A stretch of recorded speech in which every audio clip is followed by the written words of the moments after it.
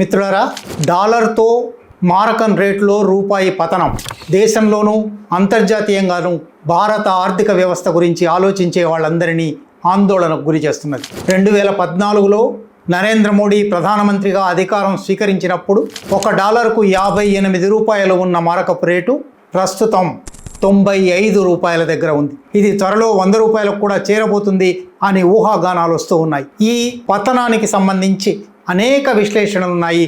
తాజాగా ఒక విశ్లేషణ, ఇది కేవలం యుద్ధం వల్ల, అంతర్జాతీయ కారణాల వల్ల రూపాయి పతనం జరుగుతుంది అని ప్రభుత్వం చెప్తుంది.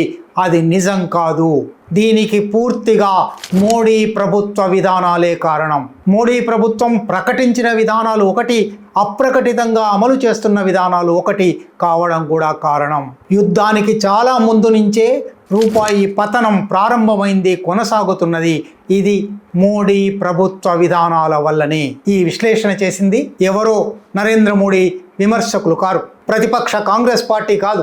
స్వయంగా నరేంద్ర మోడీ అధికారానికి రాగానే ఏరి కోరి నియమించుకున్న ప్రధాన ఆర్థిక సలహాదారు. 3 సంవత్సరాల పాటు ఆయన ఆ పదవిలో ఉన్నారు. 3 సంవత్సరాల తర్వాత 4వ సంవత్సరానికి పొడిగింపు కూడా ఇచ్చారు. ఆ తర్వాత ఆయన రాజీనామా చేసి వెళ్ళిపోయారు. ఆయన అరవింద్ సుబ్రమణ్యన్. ఆయన ఇండియన్ ఎక్స్ప్రెస్ పత్రికలో సంపాదకీయ పేజీలో మే 26న ఒక వ్యాసం రాశారు. Needed in Delhi A change of personal, not just policy reform. కేవలం విధాన సంస్కరణలు మాత్రమే ఈ పరిస్థితిని పరిష్కరించజాలవు. అధికారంలో ఉన్నవారు మారవలసి ఉంది అనే తీవ్రమైన వ్యాఖ్య చేశారు. ఈ వ్యాఖ్య మీద గత వారం రోజులుగా దేశమంతా అరవింద్ సుబ్రమణ్యన్ వ్యాసం గురించి చర్చిస్తూ ఉంది.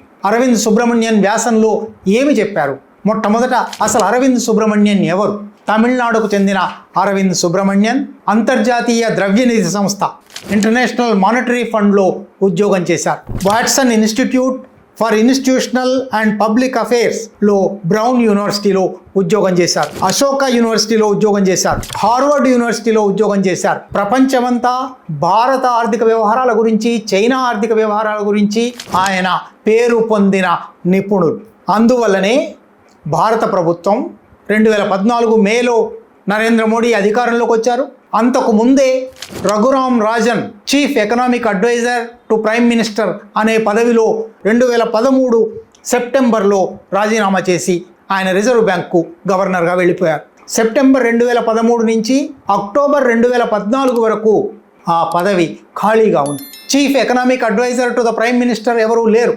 ప్రధానమంత్రి నరేంద్ర మోడీ అధికారంలోకి వచ్చిన తర్వాత కూడా మే నుంచి అక్టోబర్ వరకు 5 నెలల పాటు ఆ పదవిలో ఎవరూ లేరు. అప్పుడు అరవింద్ సుబ్రమణ్యన్ను పిలిచి మరీ చీఫ్ ఎకనామిక్ అడ్వైజర్గా నియమించుకున్నారు. ఈ చీఫ్ ఎకనామిక్ అడ్వైజర్ అనే పదవి 3 సంవత్సరాలది. 2017 అక్టోబర్లో అది అయిపోవాలి. ఆయనకు మరొక సంవత్సరం ఎక్స్టెన్షన్ ఇచ్చారు. మరొక సంవత్సరం గడవకుండానే ఆయన తన సొంత కారణాలతో అమెరికా వెళ్ళిపోవలసి ఉన్నది అని చెప్పి రాజీనామా చేశారు. సొంత కారణాలతో రాజీనామా చేస్తున్నారు అని అప్పటి ఆర్థిక మంత్రి అరుణ్ జైట్లీ ప్రకటించారు. అరుణ్ జైట్లీ అరవింద్ సుబ్రమణ్యన్ భారత ఆర్థిక వ్యవస్థకు, భారత ప్రధానమంత్రి కార్యాలయానికి చేసిన సేవల గురించి చాలా ప్రశంసలు చేశారు. ఆయన ఇచ్చిన ఇన్పుట్స్ వల్లనే 2015-16 బడ్జెట్, అంటే నరేంద్ర మోడీ అధికారంలోకి వచ్చిన తర్వాత మొదటి పూర్తి బడ్జెట్ అంత సమగ్రంగా తయారైంది అని అరుణ్ జైట్లీ చెప్పారు. అది మాత్రమే కాదు, అరవింద్ సుబ్రమణ్యన్ సూచనల వల్లనే జన్ ధన్, ఆధార్, మొబైల్, ఒక జీరో అకౌంట్, ఏ డబ్బులు లేకపోయినా ప్రతి వ్యక్తికి బ్యాంక్ అకౌంట్ తెరవడం, దాన్ని ఆధార్తో ముడిపెట్టడం, దాన్ని మొబైల్ నెంబర్తో ముడిపెట్టడం, ఈ మూడిటిని కలిపి JAM జామ్ అన్నారు.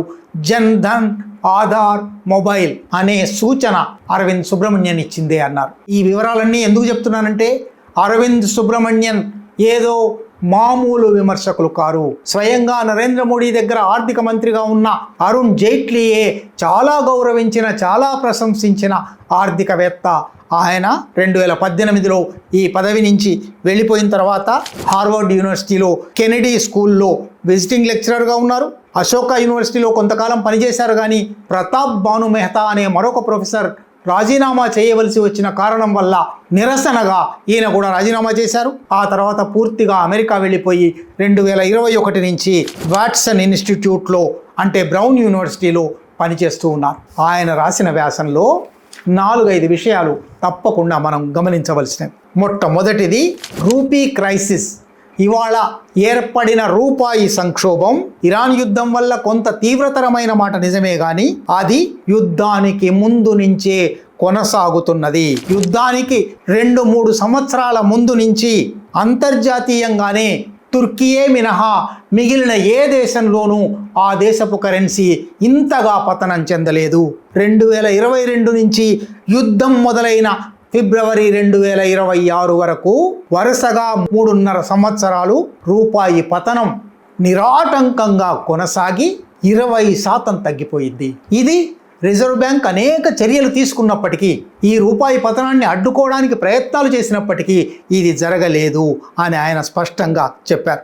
ఎందువల్లనంటే అని ఆయన కారణాలు కూడా వివరించారు. మొట్టమొదటిది, భారతదేశంలోని 2 ప్రధాన ఆర్థిక కేంద్రాలు, ఒకటి రాజకీయ ఆర్థిక నిర్ణయ కేంద్రం ఢిల్లీ మౌనంగా ఉండిపోయింది, ఎక్కడెక్కడికో చూస్తూ ఉండిపోయింది, దృష్టి కేంద్రీకరించకుండా ఉండిపోయింది.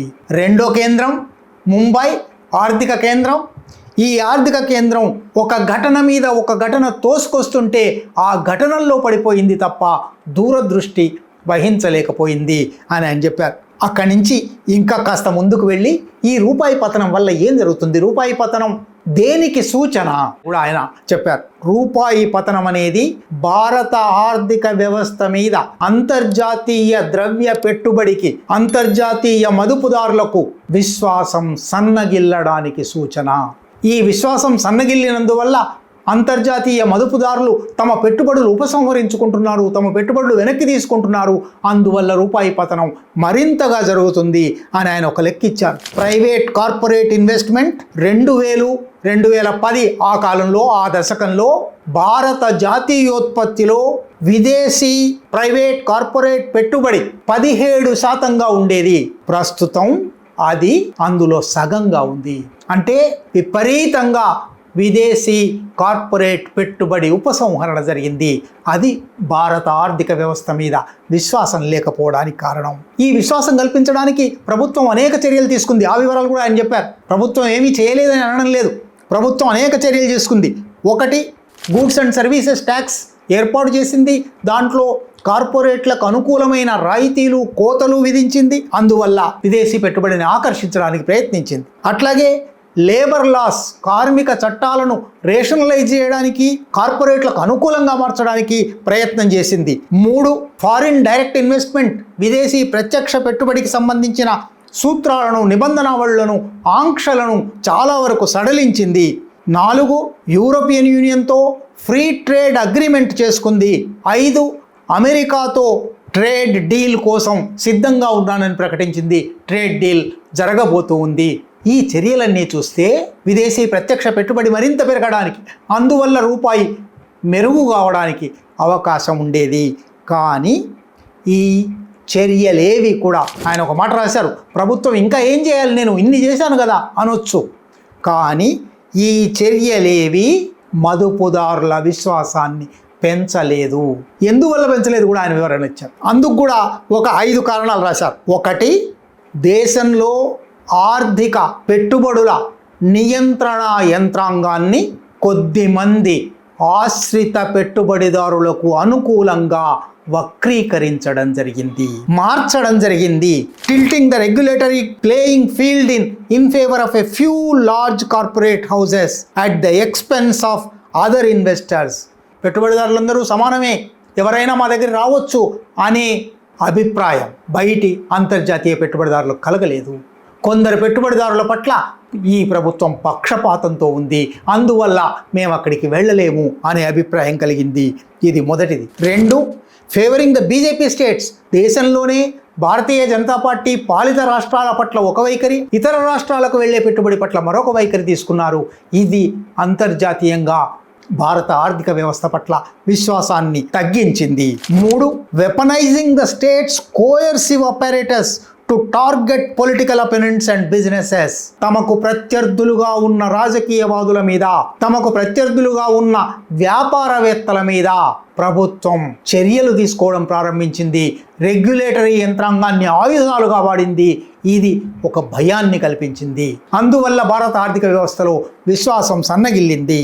4, పన్నుల చట్టాలను కొన్ని చోట్ల అత్యుత్సాహంతో వేగంగా అతి ఎక్కువగా వాడడం, కొన్ని చోట్ల అసలు వాడకపోవడం. అంటే పెట్టుబడిదారుల పట్ల, కార్పొరేట్ల పట్ల ఒకే రకంగా ప్రవర్తిస్తాను అని చూపకపోవడం 4వ కారణం. 5వ కారణం, భారతదేశంలో దశాబ్దాలుగా కొనసాగుతూ వస్తున్న రాజ్యాంగబద్ధమైన సమాఖ్య స్వభావాన్ని గౌరవించడం లేదు అని చూపుకోవడం. అందువల్ల ఏ రాష్ట్రాలకు పెట్టుబడి పోవాలి, ఏ రాష్ట్రాలకు పెట్టుబడి పోకూడదు అనే తారతమ్యాలు రావడం. ఈ 5 కారణాలు వాస్తవంగా జరిగాయి. ఆ 5 విధానపరమైన నిర్ణయాలు ప్రకటించి ఉండొచ్చు, కానీ అవి అమలు కాలేదు. వాటి బదులు ఈ 5 అమలయ్యాయి. ఇవి చెప్పి ఆయన ఇంకొక మాట అన్నారు. ఆయన ఒక సూచన చేశారు. కనుక విధానపరమైన నిర్ణయాలు మార్చడం, సంస్కరణలు చేయడం ఇవాళ పరిష్కారం కాదు. ఇవాళ పరిష్కారం మంత్రిత్వ స్థాయిలో, టెక్నోక్రాట్ స్థాయిలో, బ్యూరోక్రాటిక్ స్థాయిలో ఆ మనుషులు అక్కడ లేకుండా చేయాలి. ఆ మనుషులు ఉంటే ఈ విశ్వాసం రాదు. ఆ మనుషులు ఉన్నంత కాలము అంతర్జాతీయ ఆర్థిక వ్యవస్థకు, భారత ఆర్థిక వ్యవస్థ గురించి విశ్వాసం కలగదు. Sameness of personnel and staleness of ideas are fatal for all political systems. అదే వ్యక్తి పదే పదే ఉండడం, కాలం చెల్లిన విధానాలు కొనసాగడం ఏ రాజకీయ వ్యవస్థకైనా కుప్ప కూలిపోవడానికి దారితీస్తుంది అని ఆయన అనేక దేశాల ఆర్థిక వ్యవస్థల పరిశీలకుడుగా, భారత ఆర్థిక వ్యవస్థలో అత్యంత కీలకమైన పదవిలో 4 సంవత్సరాలు ఉన్న వ్యక్తిగా ఆయన ఈ విశ్లేషణ చేశారు. ఈ వ్యాసంలో ప్రారంభంలో ఒక ఘటన ఉదహరించారు. యూరోపియన్ యూనియన్తో చర్చల సందర్భంలో ఏదైనా సంక్షోభం వస్తే మీ యూనియన్లో, యూరోపియన్ యూనియన్లో ఎవరితో మాట్లాడాలి అని అమెరికా విదేశాంగ మంత్రిగా పనిచేసిన కిస్సింగర్ అనేవారట. అంటే అనేక మంది నిర్ణాయక స్థానంలో ఉన్నారు, ఎవరు నిర్ణయకర్త, ఎవరితో మాట్లాడాలి అనే ఒక హాస్యం, పరిహాసంగా ఆయన అనేవారు. ఇవాళ భారత ఆర్థిక వ్యవస్థ గురించి ఎవరితో మాట్లాడాలి అనే అవకాశమే లేదు.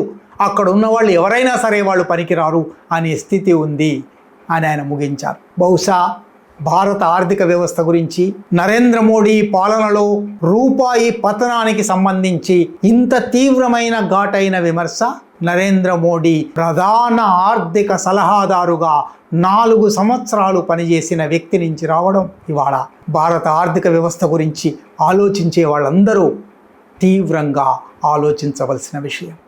ఈ ఛానల్లో కంటెంట్ నచ్చితే సపోర్ట్ చేయండి. ఛానల్ నడవటానికి మీ సపోర్ట్ చాలా అవసరం.